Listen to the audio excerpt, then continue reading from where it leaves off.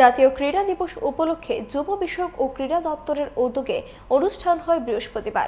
রাজধানীর এনএসআরসিসির ইনডোর হলে অনুষ্ঠানে উপস্থিত ছিলেন যুব বিষয়ক ও ক্রীড়া দপ্তরের সচিব প্রদীপ কুমার চক্রবর্তী, যুগ্ম সচিব পাইমং মগ, অর্জুন পুরস্কার প্রাপ্ত মন্টু দেবনাথ সহ আরও অনেকে। অনুষ্ঠানে বিভিন্ন ইভেন্টে 4 জন কোচ এবং 8 জন খেলোয়াড়কে সংবর্ধনা প্রদান করা হয়।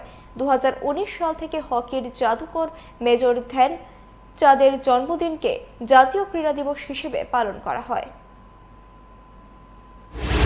আজকে মেজর ধ্যানচাঁদের জন্মদিনে